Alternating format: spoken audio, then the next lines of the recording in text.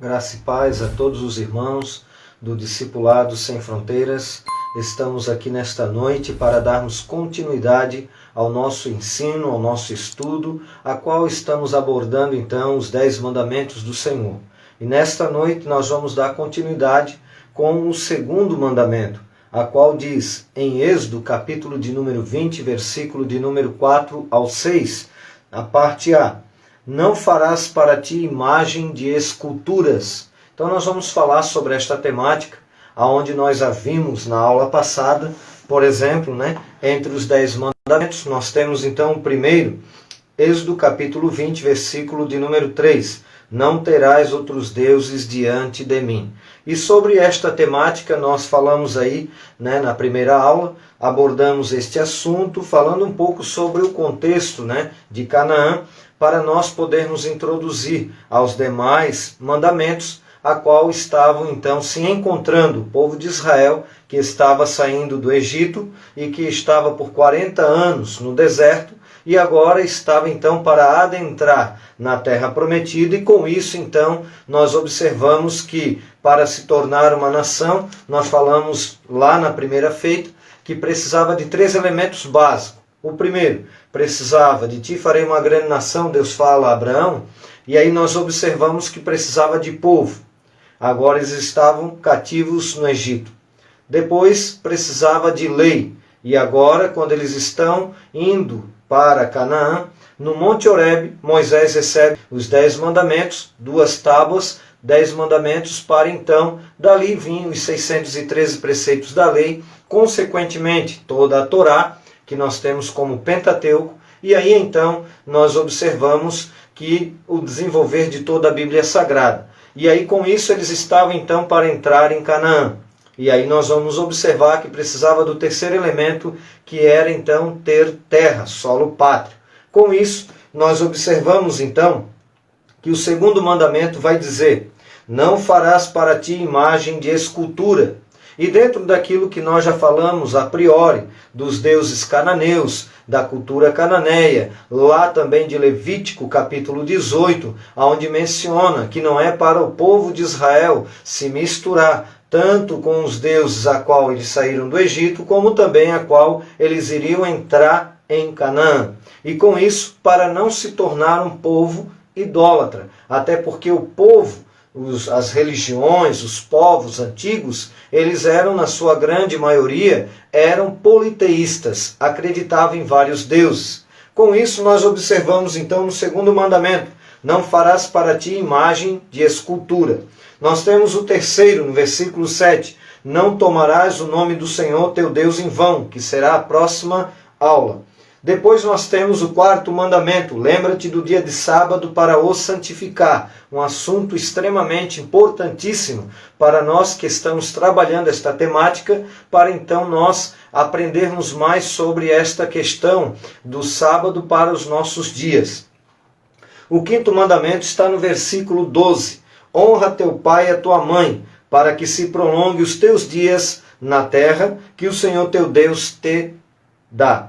Depois nós temos o sexto mandamento: não matarás. O sétimo: não adulterarás. O oitavo: não furtarás. O nono: não dirás falso testemunho contra o teu próximo. E o 10º e último dos mandamentos: não cobiçarás a casa do teu próximo, não cobiçarás a mulher do teu próximo, nem o seu servo, nem a sua serva, nem o seu boi, nem o seu jumento, nem coisa alguma do teu próximo. Então, uma lição aí que nós vamos trabalhar dentro desta temática, e nesta perspectiva de hoje, desta temática da aula de hoje, trabalhando esses 10 mandamentos, nós temos aqui então: não farás para ti imagem de escultura. Como já mencionamos, introdutoriamente falando, que na outra feita do primeiro mandamento, nós vamos observar que Deus fala então para não ter outros deuses diante do Senhor.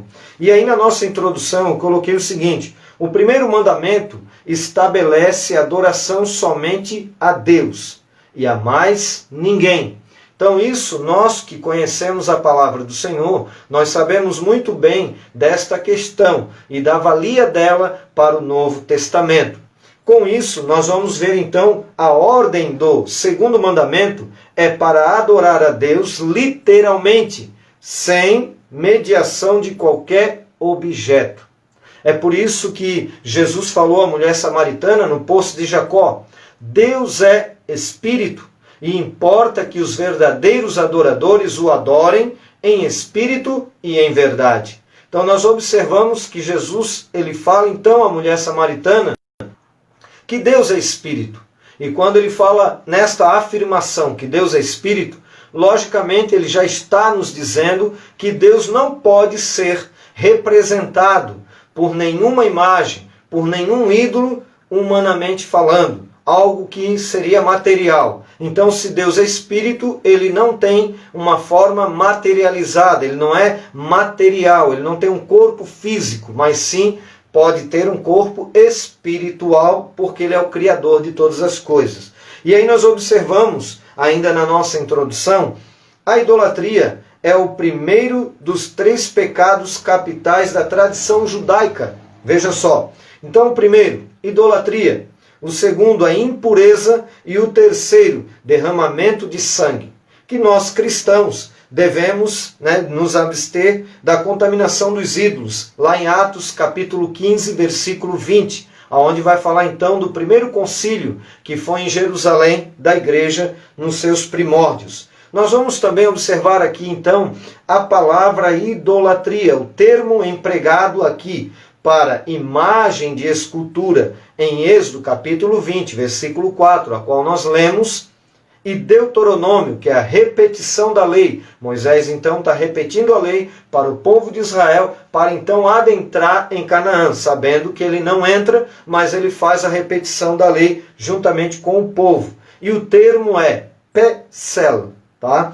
Termo hebraico usado no Antigo Testamento para designar os deuses. Em Isaías 42:17, de igual forma, como Azerá.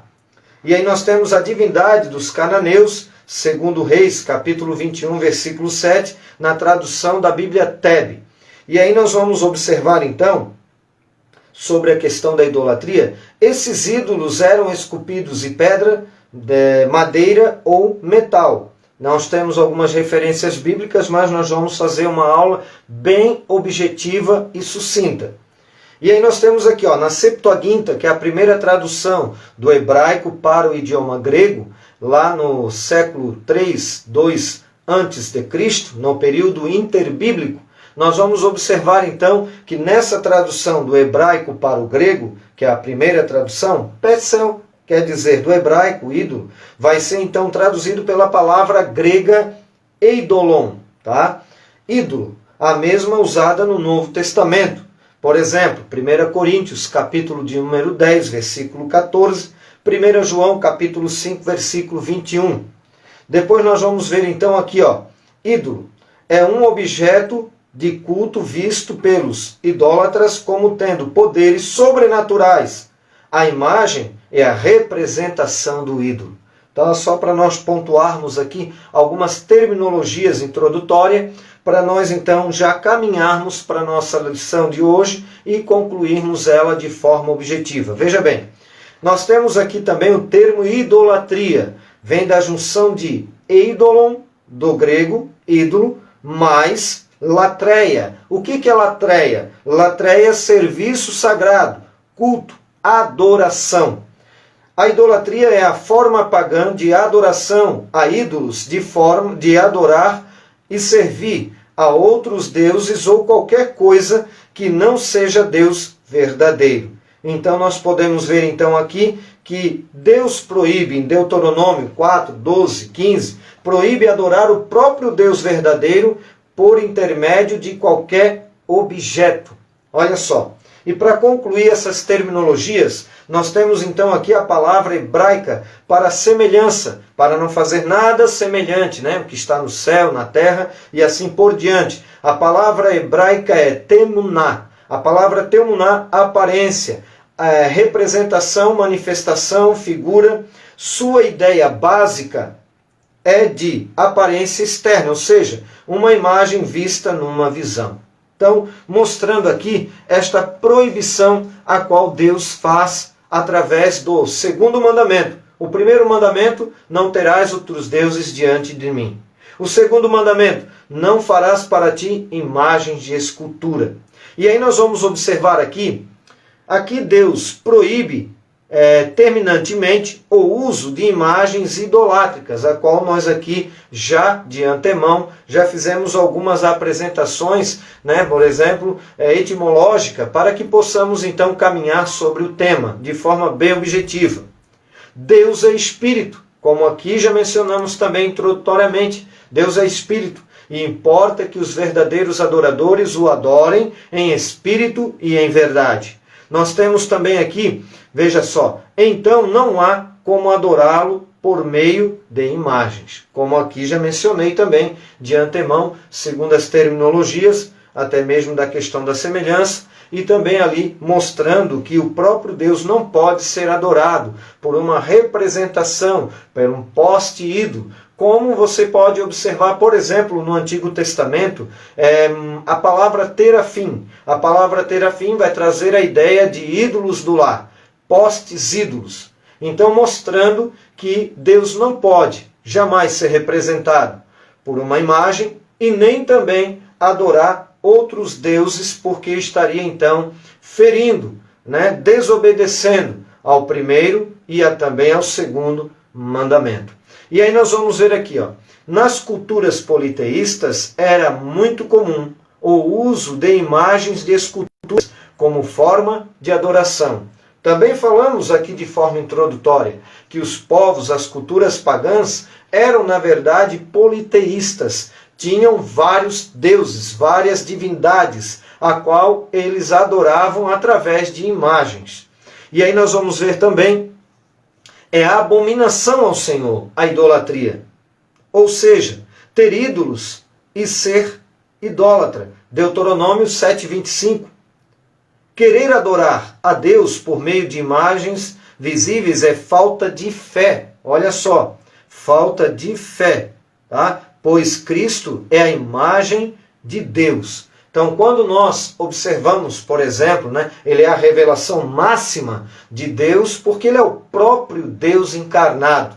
Louvado, engrandecido seja o nome do Senhor. Quando nós observamos isso, nós podemos, por exemplo, ler Colossenses 1, 13 ao 23, mas eu vou fazer aqui junção ao texto de João 14, quando Jesus, Filipe e Tomé estão ali conversando com o Senhor juntamente com os demais discípulos. Ele diz: não se turbe o vosso coração, credes em Deus, crede também em mim. Na casa de meu pai há muitas moradas. Se não fora, eu não vos teria dito, e irei, vos prepararei lugar, para que onde eu estou, ou onde eu estiver, estejais vós também. Disse-lhe Tomé: mostra-nos o caminho. E aí o que Jesus falou? Eu sou o caminho, a verdade e a vida. Ninguém vem ao Pai senão por mim. Filipe, disse-lhe Filipe: Senhor, mostra-nos o Pai, e isso nos basta. Aí o que Jesus disse? Filipe, há tanto tempo estou convosco, e ainda não credes que eu estou no Pai e que o Pai está em mim? Crede ao menos nas obras que faço, porque não faço de mim mesmo, mas faço as obras daquele que me enviou.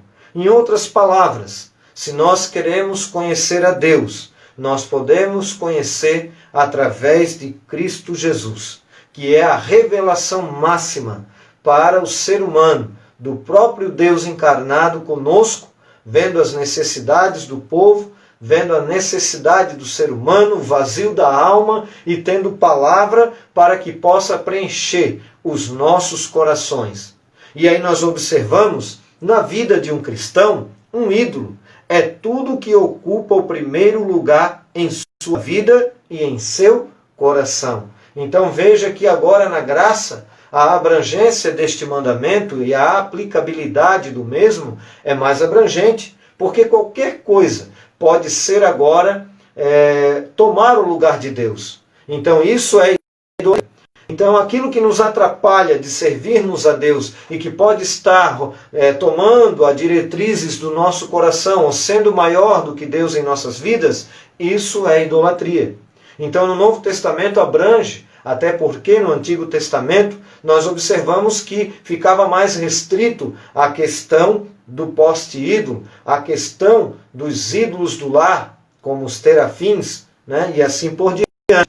Esse ídolo pode ser acúmulo de riqueza. Então nós podemos ver também que a riqueza pode se tornar um ídolo na vida daquele que, por exemplo, pode muitas das vezes colocar o seu coração naquilo que possui. E é por isso que Jesus lá, quando ele está falando com o jovem rico, ele fala que é mais fácil, ele fala para os discípulos, né? Eles estão admirados, porque Jesus fala o seguinte: é mais fácil passar um camelo pelo fundo de uma agulha do que um rico entrar no reino dos céus. Porque, culturalmente falando, no contexto de Jesus, era uma crença onde eles acreditavam que a pessoa, por ser salva, ela é tão abençoada, por ser salva, ela já era abençoada monetariamente falando. Baseado no Salmo 1, onde fala que tudo onde pôr a mão, ele prosperaria. Então eles achavam que a pessoa ser próspera mostrava, autenticava que ela era, na verdade, salva. Mostrava que ela era uma pessoa escolhida por Deus, salva por Deus, ao ponto de Deus a abençoar, além da salvação, ter várias posses. E aí nós sabemos muito bem que Deus faz preferência pelo ser humano e não pela sua classe social. E aí, para nós caminharmos então para o nosso fim da nossa aula de hoje, veja bem, pode ser também a busca pela popularidade, pelo prazer desenfreado. Então isso também pode se tornar um ídolo.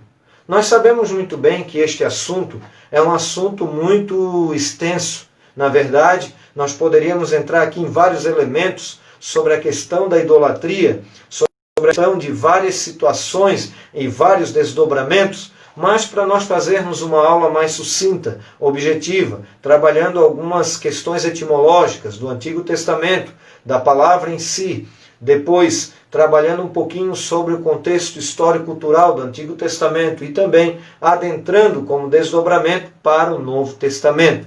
Nós vamos então concluir justamente com esta última frase.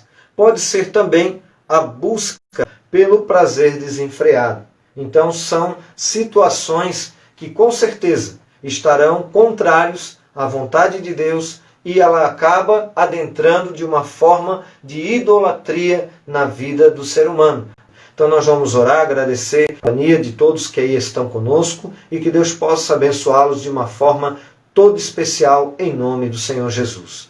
Senhor maravilhoso Deus e eterno Pai, te louvamos e te agradecemos por esta noite maravilhosa, para teus filhos também nos acompanhando, meu Pai, dentro de fronteiras, que o Senhor possa abençoar de uma forma toda especial a cada vida que assistir às nossas aulas e que nos acompanham possam ser abençoadas pela tua presença, pelo teu poder e pela tua graça. E que eu possa abençoá-los de uma forma toda especial, repreendendo todo o mal e nos guardando da idolatria, em nome do Senhor Jesus Cristo. Amém. Que Deus abençoe a todos de uma forma toda especial, em nome do Senhor Jesus.